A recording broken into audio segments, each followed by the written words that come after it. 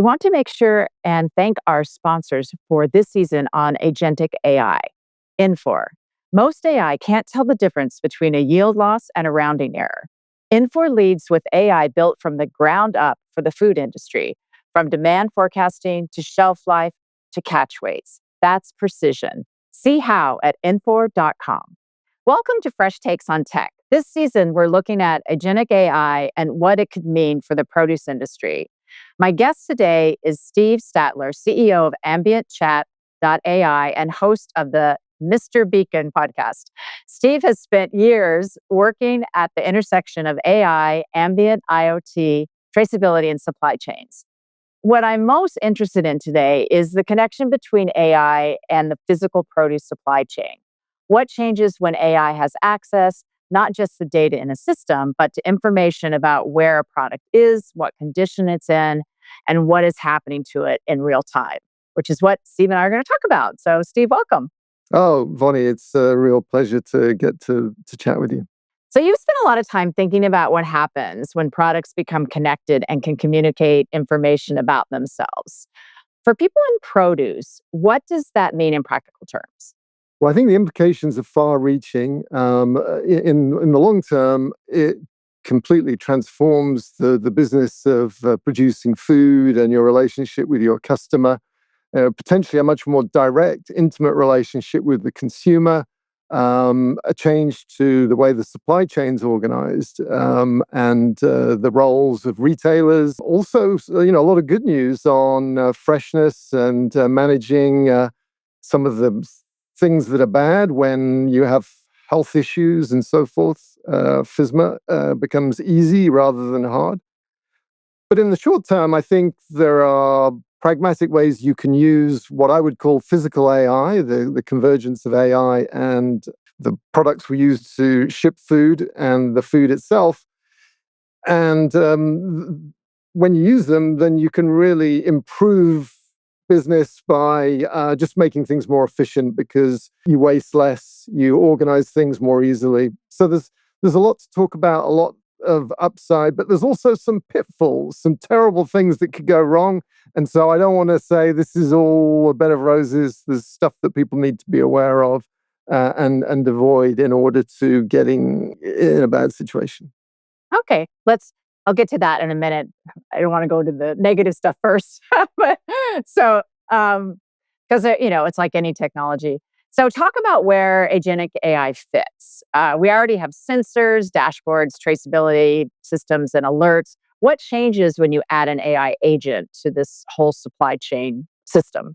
If we kind of start off with the basics, and the way we move food around just becomes a lot more intelligent. And I like to say that our supply chains are organized with the lights off. Once you say goodbye to your product, you really don't know where it is and how it's been handled. And at my previous company, a company called Wiliot, which is an Israeli semiconductor company that pioneered ambient IoT, kind of essentially an Apple AirTag for 5 cents that could sense temperature. We were at the forefront of this, and we started putting these tags on produce. Some of our customers were the biggest retailers in the world. And what we found was that things like strawberries were being frozen half a dozen times in the vehicles that were transporting them from distribution to store. So that's a lose-lose for everyone. Yeah. You can imagine as the consumer what that strawberry looks like, not so good. How long it lasts, not very long. There's waste, there's all sorts of bad things, just because when you stick a case of something in a reefer container or a refrigerated container, all sorts of things can go wrong. And in the past, we knew where the truck was, but really where the game is at today, and I'm not even talking about the future, is knowing where things are in the truck, what the temperature is, and that whole spoilage condition management issue isn't just in these containers, it's actually on the farm. We started tagging produce during harvest, and we saw that the way packing sheds were organized was not the beautiful first in, first out nirvana that we all hope it is. but actually you had products that were being harvested and staying at the back of a packing shed in very hot conditions. And it was actually a last in, first out. And so some stuff was staying there for days and other stuff not so much. And all of that stuff is invisible, but what AI combined with the Internet of Things technology that I was talking about before gives you is, in a sense, omniscience, this fancy word for seeing everything everywhere all at once. And you can imagine if you have this godlike view of everything, then actually there's a lot of room for improvement. We can be more efficient, we can reduce waste, and that can reduce cost, it can improve quality, it can improve the average selling price of products. And the thing that gets me really excited is when you join it all up, you can start to tell a better story to consumers about what they're eating, and potentially make more money out of a product because you can actually differentiate it and give more information about where the product came from, how it was handled, and people will pay more for that. So there's upside as well as avoiding downside if we can get this seeing everything everywhere all at once, nirvana that we're all aiming for.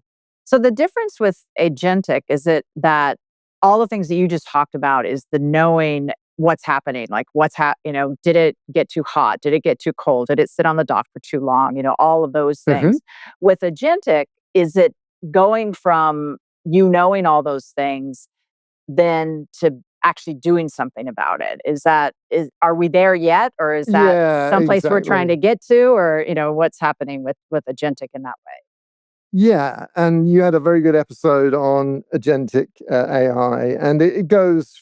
Agentic takes you from, write me a poem about my produce, kind of a very abstract one-off thing, to an AI with agency. That's really what it means. And so, what does agency means? It means that you have visibility of what's going on, and you can take action. So you can raise alerts. You can start to adjust the temperature of the cooling systems in the different compartments. You can um, give very precise direction to employees and escalate when issues don't get handled. So, we've spent a lot of time in my business with the Internet of Things, putting sensors to figure out where things are and to get more information in the hands of consumers. But the thing that people don't talk about is, well, human beings actually have a very short attention span and really don't want a lot of information. They just want to know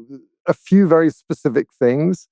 And if you're a supervisor in a store or a logistics supervisor, you don't want a lot of dashboards. You just want something to tell you when you need to do something to fix a problem. And that's really what agentic AI does. It takes all of these inputs, it filters out all the boring stuff and just gives you actionable insights, maybe solves the problem, tells you what it's done, or tells you what needs to be done. But there's another side to agentic AI, which is what does it do for the consumer? And this is, huge potential from my perspective. Consumers, fundamentally, they want good food at a reasonable price. Some people are willing to pay more if the food comes from a regenerative farm or it's organic. But as my old friend Frank Yanis says, there's much more organic food sold than is actually grown. And basically, what he's saying is there's a lot of misinformation. But the thing that has occurred to me is there's also too much information. If I want to have a shopping basket that's got wholesome food with less additives and it's good for the planet, that's actually a lot of decision making. And the inputs that we get as consumers are pretty medieval. They're very basic. Because we're busy. We have to get around the store. But what agentic AI can do is it can start to automatically read the digital product passports, the information that's associated with every product, and it can start to steer us about what we should and should not put in that shopping basket or order online. And so we might just give it a policy of I want organic with no additives and something that's good for the planet. And then it can translate that policy into individual selections, but also look for good deals and take care of what is actually a pretty challenging procurement problem and make it simple for us, and maybe even fun if it starts to tell you a bit about where the product came from, how it's been grown, and all the things that you get when you go to a high-end restaurant. They tell you the story of the food, don't they? And you're like, oh, this sounds delicious. Well, that's something that is available for people who are spending a lot of money, but the future that I see is where everybody gets that. There's a kind of a democratization of the storytelling around food. And that's a very positive opportunity where we enable people to vote with their purses and wallets and reward the good actors and start to repair a lot of the things that are going wrong where if you do the right thing, maybe you're not going to get rewarded. Well, with agentic AI, then you potentially have the ability to arm the consumer who's, at the end of the day, got the money and make sure it's flowing to the people that are doing things the right way. One of the things I'm super excited about, and we talk about it at IFPA, is around if you give your agent, if you say, I want to eat this way, I want to have this amount of nutrition, I want to have this amount of good, healthy food, and you give it, agency to pick for you, like you were saying, that the only thing that can happen out of that is the increased consumptions of fresh fruits and vegetables. Like that is the only thing that can happen. Yes. And so we really see that as, when people give agency to something more informed and less likely to be impulsive to buy food for them, then there'll be less very salty potato chips and more mangoes. And so that is a really good outcome as well. Yeah, so AI and Ozempic are helping us in equal measure. Yeah. So let's hop back to the supply chain and try to walk through a real produce example. So, say there's a load of berries or leafy greens and it's moving through the supply chain, and there's a delay or a temperature issue that might result in some kind of change in the amount of shelf life that we would have. So, what could an AI agent see and what could it decide and what could it actually do? And I don't know if we're there yet or if this is something that's just getting pieced together, but kind of where are we now with the technology and where might we be? It's moving so fast. Where might we be in a year in managing these supply chain decisions? Well, what we're talking about is physical AI. And physical AI is kind of the hot topic at the AI conferences. And if you listen to one of Jensen Huang's 2-hour improv presentations, he's the CEO of NVIDIA, who are the ones that are hopefully boosting our 401ks with their stock market value because they make the chips drive this. And his view is the future of AI is physical AI. And I think he and Elon Musk see physical AI as robots and cars. But really, that's just the tip of the iceberg. The physical AI, a much bigger part of it, is the trillions of food items, plus medicine and clothing and parts and all of these things. And that's a really exciting thing. But, the bad or more challenging, disappointing, frustrating thing is that physical AI moves slower than pure agentic AI. So, every month there's a new AI model that's coming out, but actually connecting AI to the physical world takes time because the physical world's hard. You actually have to have someone who's going to start inserting these sensors into the plastic crates. And that's happening. IFCO, who are one of the biggest players in the plastic crate space, they announced that they're going to be installing hundreds of millions of temperature sensors in all of the crates that they use. And so they will make it easier for regular people who don't want to be studying AI and IoT to simply say, yeah, I want to know where all my crates are. And for people that are running the pooling systems, their cost of doing business will go down, as well as being able to offer these value-added services of temperature measurements throughout the whole of the supply chain. Because there are a lot of plastic crates, which kind of sounds boring, but this is kind of like the white blood cells that are moving the oxygen of food through the body of our supply chain. We lose them, we run out of them, and when we run out of them, then food stops still. And one customer that I had the pleasure of working with on a related area was the Royal Mail. They're like the US Postal Service. And they started putting these tags that were connected to the cloud on the rolling cages that were used to move everything from Christmas puddings to iPhones through their supply chain. And they thought that they had, I think it was 600,000 of these rolling cages. Turned out they had another 200,000. And they didn't know about them until they started connecting them all. And not only did that pay for the project where they were connecting the cloud and AI to their logistics carrying devices, it also improved the flow of parcels through their network. And I think there's a direct parallel here with supply chains for food, which is why I bring it up. Because if you run out of crates and cases and rolling cages, then someone's not going to get their Christmas pudding in the UK. We love our Christmas pudding.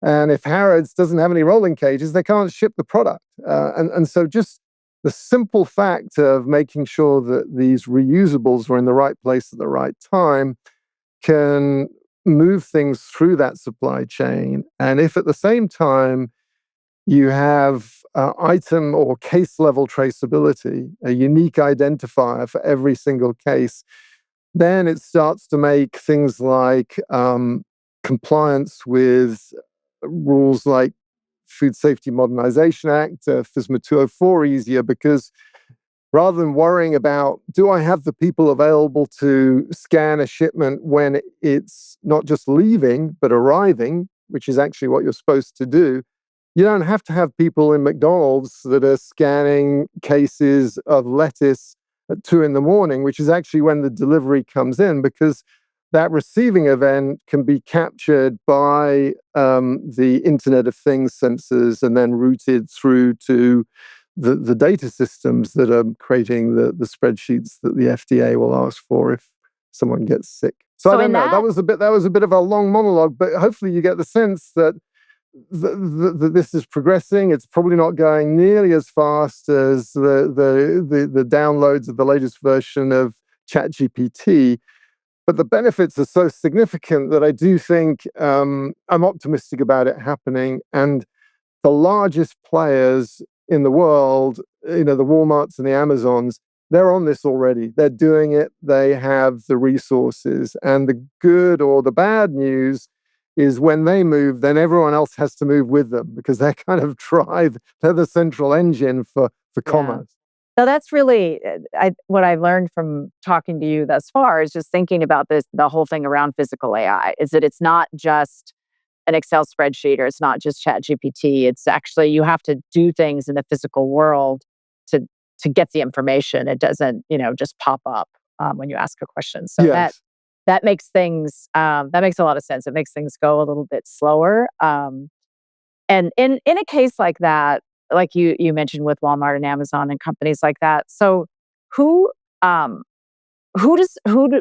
the agents report to? And does everyone in the chain get the information? Or is this something that, not to pick on Walmart, but just use it as an example, is this something that Walmart would say, okay, this is what we're going to do, so the whole chain has to be set up this way because we want this information? And then the agents will all report to Walmart, or will they be part of knowledge that everybody gets along the chain. I feel like we're talking about blockchain of 10 years ago, but do you know what I mean? Yeah, Like, yeah. who Well, gets the information, I always thought blockchain was a bit of mumbo jumbo, kind of very hand waving. suspicious. And and Walmart were very enthusiastic about it, but I think it's generally turned into something else that's a lot less exciting. Um, but your question is essentially about data ownership, and I'm really glad that you asked it. I think it's an excellent question, and it's actually something I'm super passionate about, and thinking of writing a book about it in the context of AI, because I have these rules for surviving and thriving in AI. And rule number one is own your data.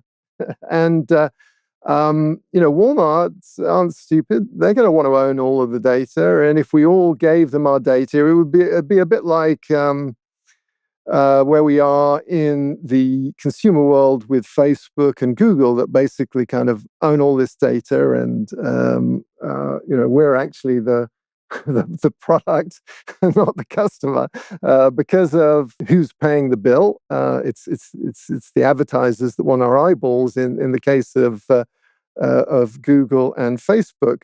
But back to food and supply chains. This data is really important, and if you don't own your data, then you're losing agency. We talked about AI getting agency. We need to really make sure, as we pick everything up and shake it up, and the snow globe settles, which is essentially the disruption of AI, metaphorically, then it's really important that we ask these questions on an ongoing basis and start to choose systems that allow us to manage all of this metadata, this data about the products and where they are, and insist on having, at the very least, visibility, if not ownership of that data. There's some really interesting work going on in Europe at the moment that's all about this. And they have a big legislative drive on digital product passports, which is essentially the information about your product. And what they're trying to do is a little bit of what I touched on at the beginning of our conversation, which is enabling people that are buying things to understand what those products are and where they came from. Alas, they're not focused on food, because the food lobby in Europe is super strong and they didn't want to be regulated. But in terms of toys and fabric and batteries, those are the things that are actually getting first bite at this technology. And there's going to be some really huge benefits. And what they have found is there is a way for everyone to own their own data. So this idea of, we want to use AI and we want to reduce waste and we want better quality products and a better average selling price, we don't have to give all our data to the people in the middle. It's going to be very tempting because they're moving faster than everyone else. But there's also other companies that want our data as well. And they're the ones that are already incredibly strong and a little bit scary. And I'm talking about the AI companies. So Anthropic are great, but even they are collecting a lot of data about us. OpenAI, Elon Musk, the richest man in the world, is going to be building these data centers. And all of this is tremendously expensive, and they're not going to make the money back, all of these trillions of dollars, simply by selling us a subscription to write poems about produce. They're going to want to start to extend their role into supply chains, to pay back the massive loans that they're essentially taken courtesy of our 401ks. They're going to start to vertically integrate. And there's going to be a battle between the old guard of Amazon and Walmart with the new guard of Gemini and ChatGPT and Claude and Grok, who are going to offer some very compelling benefits to letting them manage our supply chain and answer all of these great questions that we'll have about how we can make the management of our farms and factories more efficient. And those benefits will be real and it will be very tempting. And so, I believe it's very important that we ask a set of questions about any system that we buy. And one of them is, where's my data? Can I control it? Can I export the data? Can I see it? And as you use ChatGPT, you should be asking that same question yourself. And that's actually one of the things that inspired me to leave a wonderful job I had at that Israeli semiconductor company I talked about, Wiliot, to start writing AI tools, because I really felt like there was the consumer is completely naked. They're unequipped to take control of their data and to connect it to the physical world. And with ambient chat and hopefully other products that will compete with us, there is a way of collecting all of your data, seeing it either on a server or even on a little computer that can be in your home, and then switching between AI products, not in years, but in seconds. And fortunately, the standards are there that allow us to take control of our data, but we have to insist on it. And we have to start to choose products that allow us to see the data, export the data, to be able to switch between AI models in seconds, not years. Otherwise, we're going to find ourselves with some very, very large companies that are grabbing the reins on, this economy that we all depend on. Well, that's scary.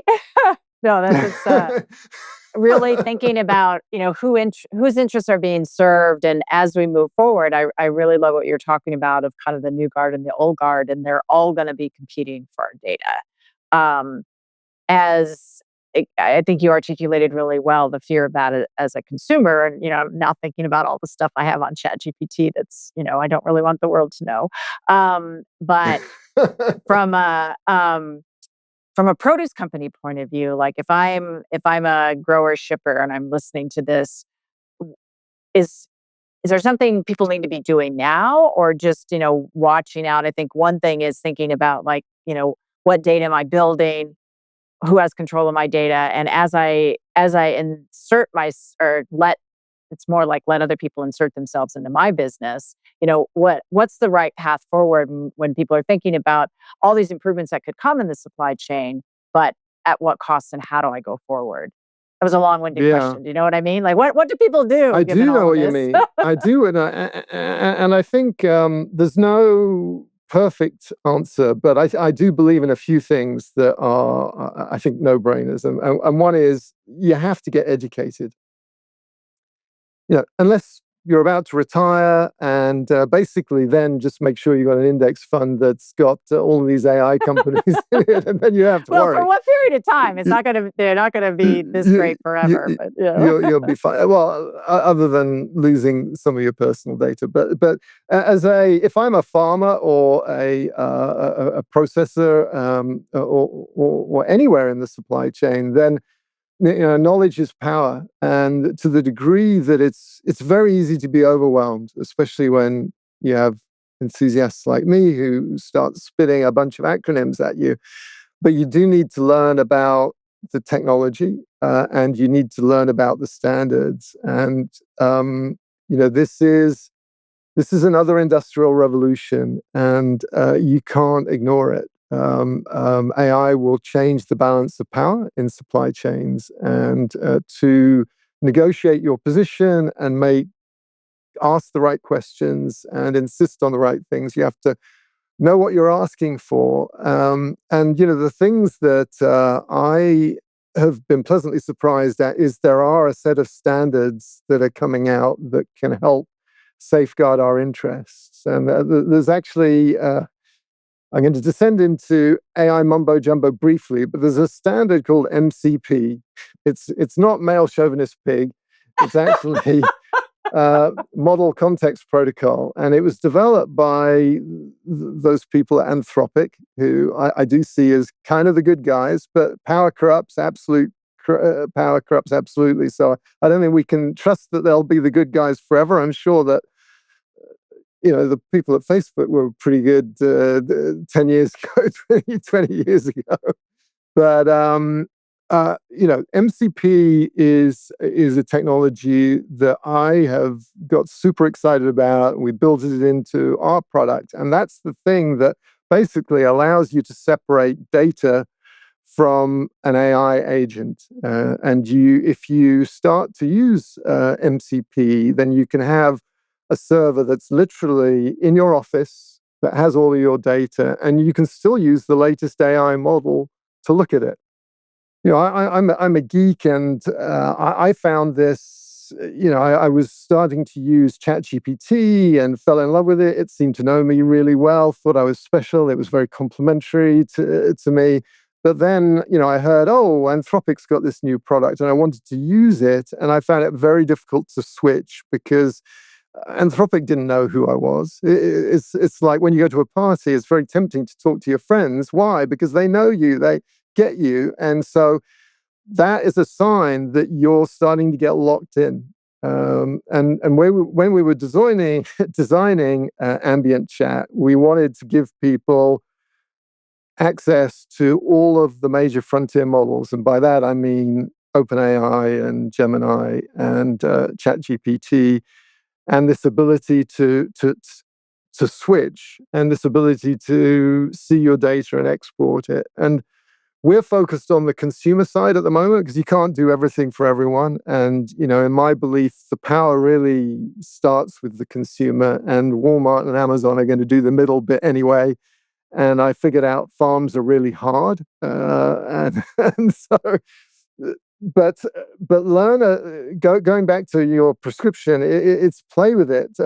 Even get the Claude app and click into Claude Code and ask it to write you Space Invaders game. And I actually did that. I said, write me a Space Invaders game, but rather than aliens, I want Donald Trump's wig to come down from the skies. I'm not saying he really wears a wig, but it's sort of in my mind, it was like a really silly thing to ask for.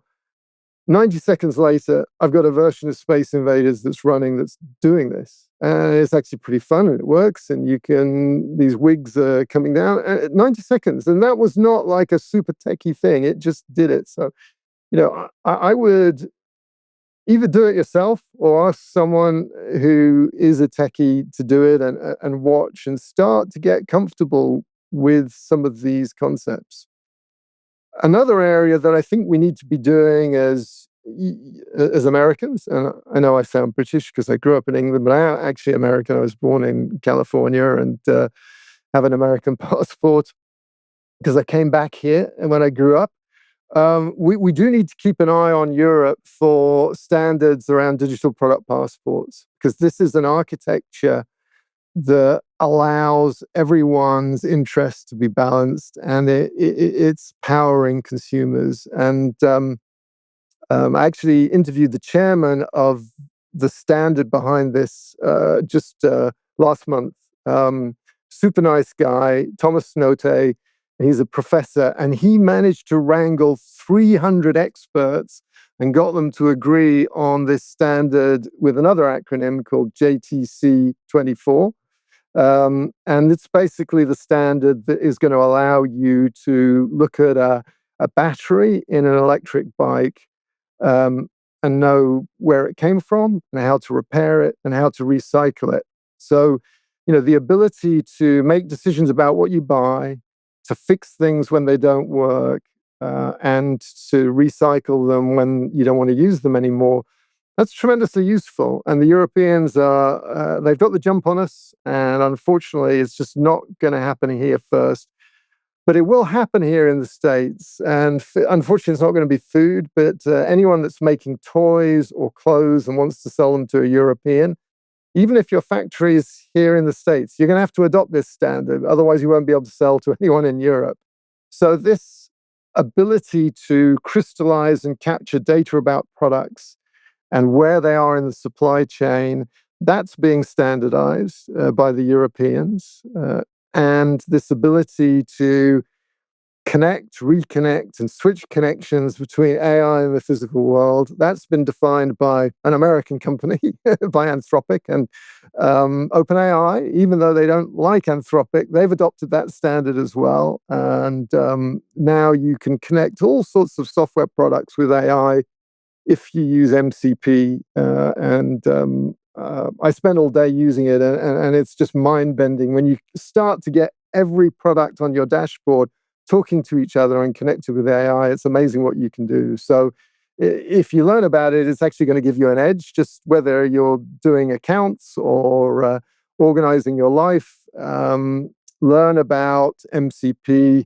And then the last thing I would say to learn about is skills, not the old-fashioned skills of creative writing or arithmetic, but AI skills. And that's another thing that's been standardized and that most of the major AI players are agreeing on. And this is essentially a skill is what gives an AI agent the ability to follow a set process or procedure. And it's a bit like writing a computer program.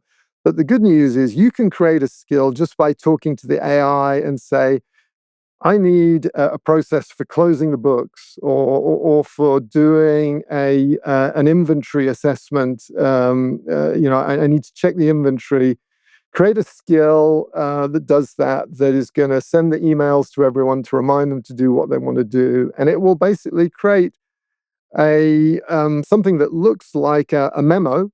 It's readable, it's in English, and it will follow it. And if you start to kind of get into that stuff, A, it'll make you more efficient, and B, it can actually be quite fun when when you're seeing this computer do what it's told. And it'll give you the basis for selecting products and negotiating with people up and down the supply chain so that you can control your future and not end up being a minion under the control of Elon Musk or someone like that. Excellent. Well, I'm going to stop us here. I could keep talking to you forever. That was really an interesting conversation, and it really made me think about this whole area differently. I mean, I was trying to push us into a very specific conversation about agentic AI and trucks with berries in it, and I really appreciate that we opened it up to talk about what's really going on in this whole field, and the thinking about physical AI and thinking about how this is going to come about. I think that's really interesting for me and for my listeners. So I thank you very much for your time. Oh, it was a pleasure and a privilege, Vonnie. Thank you.